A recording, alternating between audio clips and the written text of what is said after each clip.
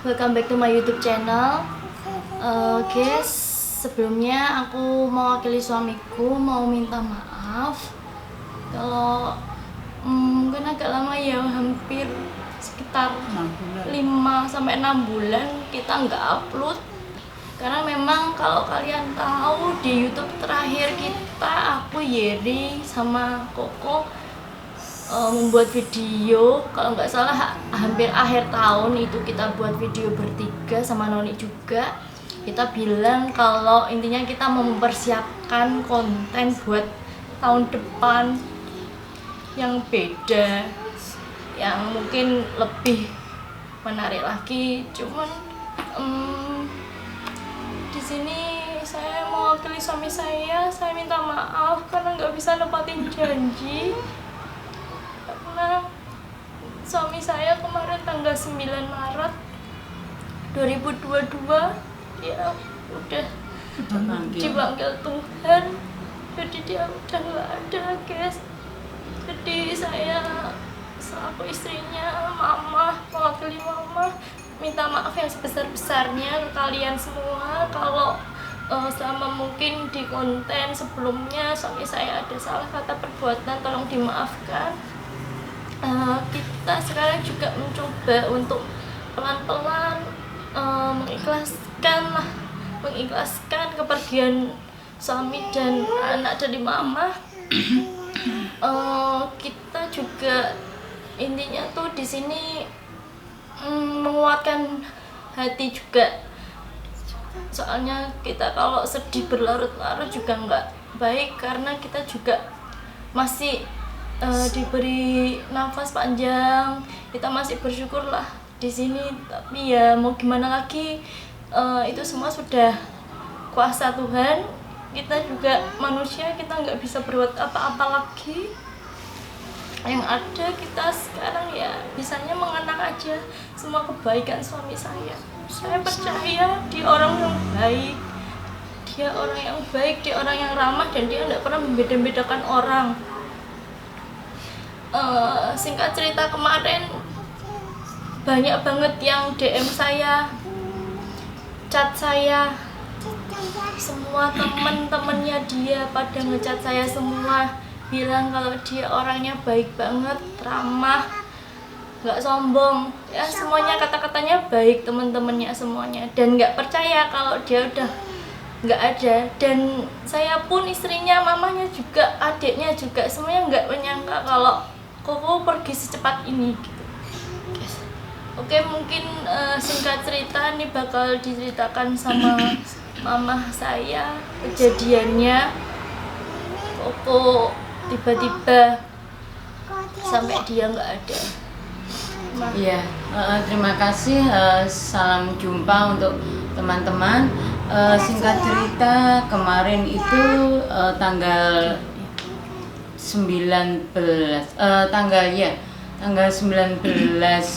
atau 21 Januari, si Hengki ini habis dari kamar mandi besar, dia jatuh itu sampai 2 kali. Kemudian ada pendarahan di telinga, jadi telinga sebelah kanan itu sobek, kemudian dia terjatuh.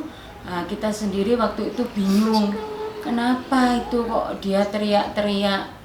Dari situ kemudian berdarah-darah, tidak lama terus kami bawa ke rumah sakit Aisyah. Di sana dia harus dijahit 3, kemudian dibius 5 kali.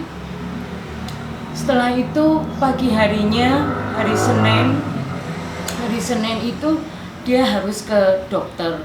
Kemudian dari dokter penyakit dalam dia diberikan rujukan yang harus segera dibawa ke rumah sakit. Tapi saya sendiri masih kurang yakin ya, kenapa begitu hebatnya dengan kejadian itu. Saya nunggu Selasa pagi ternyata dia pun juga harus segera dirujuk ke rumah sakit. Hingga kemudian hari Selasa itu pun saya bawa ke rumah sakit, Kemudian di sana 6 hari dia dirawat. Nah, setelah pulang dari rumah sakit itu dianya sebetulnya harus dibawa ke rumah sakit lagi. Tapi ya mungkin karena dia sendiri merasakan saya mau ini dulu, karena apa, dia itu badannya gede, jadi tempat tidur yang ada di rumah sakit pertama itu dia tidak bisa bergerak, jadi kurang leluasa ya, terus akhirnya ya wes toh, saya bilang aja saya mengikuti dia dalam arti apa, karena yang punya badan ini kan dia pun juga yang merasakan. Akhirnya Februari kemarin tanggal 16 Maret betul-betul dia harus rawat. 16 Februari si Hengki ini harus betul-betul kembali ke rumah sakit lagi. Di sana semuanya sudah ya kita lihat ya, semua atas izinnya dokter juga, Bu, ini harus pelan-pelan kita obati. Saya tidak berani untuk betul-betul gerusa-gerusu, jadi harus satu persatu kita obati, Bu. Kita tetap berdoa, memohon kepada Tuhan, kita beri kesembuhan untuk Mas Hengkinya. Iya dok, saya percaya dokter pasti bisa menyembuhkan dan Tuhan pun juga menyembuhkan. Akhirnya di situ terjadilah dia betul-betul harus rawat inap tanggal 16 Februari sampai dengan 9 Maret si Hengki memanggil untuk kembali ke rumah Bapak. Disitulah kami juga selaku mama mertua, mama kandung pun di sini kami tidak begitu ini ya, kok secepat itu, tidak menyangka kok secepat itu Hengki kembali ke rumah bapaknya, saya bilang gitu. Tapi ya kita hanya menjalani, semua takdir hidup dan mati semua kita kembalikan ke rumah Bapak di surga. Ya seiring perjalanan itu Hengki sempat juga menjalani cuci darah selama 2 kali. Di situ dia juga masuk di ruang ICU 2 hari. 2 hari di situ untuk yang cuci darah kedua, benar-benar dia sudah koma, jadi sudah tidak bisa ngapa-ngapain, diajak komunikasi juga tidak bisa. Semua alat bantu pernafasan, semua sampai yang terakhir dia dipasang alat untuk bantu saturasi oksigennya biar naik, tapi nggak bisa. Jadi dia itu koma itu selama 2 hari. Nah kebetulan itu pas dia di ICU itu tiap malamnya saya kan selalu gantian dengan Yeri. Nah kebetulan malam harinya itu Yeri yang jaga. Jadi mungkin kalau sebelumnya itu dia pasti pada waktu mau saya tinggal itu mesti kan dia bilang kenapa tak pamiti, kenapa tidak mau jawab. Terus dia bilang mau ditinggal istrinya pulang kok. Ya mesti toh pengenku ya pengennya dia tuh ditungguin aku terus gitu guys. Cuman kan kebetulan di sini kan Noni kan masih butuh saya, jadi tidurnya dia kan pasti sama saya, dia juga masih ASI saya, jadi ya mau gimana lagi ya kita tetap jaganya harus gantian. Kalau dari pagi mungkin jam 8, jam 9 pagi sampai nanti mungkin sore saya tinggal sekitar jam 4, jam 5. Terus nanti gantian Yeri, jadi Yeri dari sore sampai pagi juga. Terus nanti dia balik lagi ke Purwosari, dia juga soalnya kan jaga air isi ulang itu. Jadi tuh setiap hari kita tuh rollingan terus, gimana caranya biar kita bisa jaganya gantian, karena ya kalau mama sendiri kan ya nggak mungkin, soalnya ya kondisinya mama agak terganggu kesehatannya. mama udah ada sakit, jadi ya nggak mungkin kalau mau nungguin lama-lama gitu guys. Ya mungkin Yeri tambahin. Jadi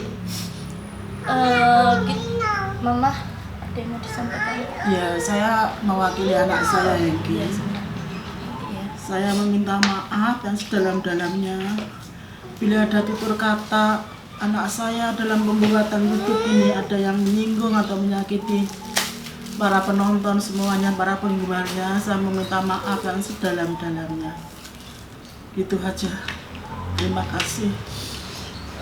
Jadi guys, mungkin ya itu tadi yang bisa kami sampaikan ya, soalnya ya gimana lagi, mungkin di YouTube sebelumnya kan dia juga sudah bilang penyakit dia dari kecil itu, makanya dia semangat. Jadi sebelum dia nggak ada itu guys, waktu masih saya ajak ngobrol itu dia tanya tentang YouTube, uang YouTube maksudnya kenapa, saya bilang saya dides aja kenapa enggak apa-apa, tenang kok, uangnya kan soalnya saya sendirikan memang ya, jadi nggak saya campur, uangnya ya tetap aja di rekening itu, nggak saya apa-apakan. Terus dia bilang kenapa, terus dia bilang aku gak nyerah sama YouTube, dia bilang gitu guys. Jadi pada saat terakhir itu yang saya cerita ternyata tuh dia sebenarnya sebelumnya itu dia sudah nyampein kalau intinya di sini dia itu memulai semuanya dari nol. Memang dia suka YouTube dari nol, semua perjuangannya sampai monetisasi semua itu juga berkat dia semua guys. Jadi konten apapun itu campur tangan dia. Ya memang waktu awal dia mungkin nggak sampai yang memang dia di belakang kamera, cuman semua otak di balik kontennya itu dia semuanya guys. Jadi dia yang sudah menyiapkan dari nol sampai channel ini berkembang sampai dengan sekarang itu juga berkat dia semua. Soalnya dia mungkin rasa ya memang dia ada kekurangan karena penyakit bawaannya yang dari kelas 6 SD itu ankylosing itu, makanya dia gimana caranya yang bisa menghasilkan uang buat keluarga ya yang sebisanya dia. Jadi dia yang membuat konten ini dengan yang nggak sampai membuat dia badannya terlalu letih sama lemas. Jadi soalnya dia itu terbatas banget ya guys. Jadi kalau duduk atau dia ngapa-ngapain dia tuh nggak bisa yang sampai lama gitu, nggak bisa karena memang badannya nggak kuat. Jadi memang sebenarnya di sini tuh semangatnya dia tuh luar biasa sekali, cita-citanya banyak sekali sama saya, cita-citanya itu yang sampai sekarang ya kita masih mau ngembangin itu semua. Cuman kenapa kadang saya merasa kenapa secepat ini, padahal saya sebenarnya tuh masih butuh dia. Cuman ya gimana lagi, semua sudah kehendak Tuhan. Saya sekeluarga juga nggak bisa menolak takdir ini. Tapi di sini saya minta bantuan, support, doanya dari teman-teman semuanya. Untuk saya, untuk mama, untuk Yeri, untuk Noni. Semoga kami diberi kekuatan, ketabahan. Semoga kami juga bisa mengikhlaskan sedikit demi sedikit kepergian suami saya. Semoga kami ada semangat lagi untuk bangkit, untuk membuat konten selanjutnya. Iya, itu tadi. Dia akan melanjutkan cita-citanya. Iya. Jadi tetap guys, kami bakal melanjutkan semua perjuangannya dia, semua jerih payahnya selama ini. Semoga di surga sana dia juga bisa melihat kami semangat walaupun tanpa dia. Semoga ada masa depan yang indah untuk kami, rezeki untuk kami selanjutnya. Dan tidak terasa ya teman-teman, kemarin hari Sabtu itu si Hengki sudah meninggalkan kita tepat 100 harinya. Jadi kita 12 mestinya tanggal 12 Juni, tapi kita ajukan karena juga ya melihat situasinya juga, dan kami hari Minggunya baru ke makam. Kita berlima ini ke makamnya si Hengki. Ya, itulah kenangan-kenangan kita selama Hengki. Sekarang pun dia sudah tidak ada. Kami tetap tidak bisa melupakan kenangan-kenangan itu. Di saat kami ngapain, tidak terasa kami meneteskan air mata. Kami tidak percaya dengan kepergian Hengki. Seakan-akan kami masih tetap bersama dia. Dia ada selalu untuk kita. Berdoa kecil kita. Ya guys, jadi ya itu tadi, kita minta maaf karena kita baru bisa buat konten kali ini dan baru bisa ngasih tahu ke kalian kalau Koko udah nggak ada.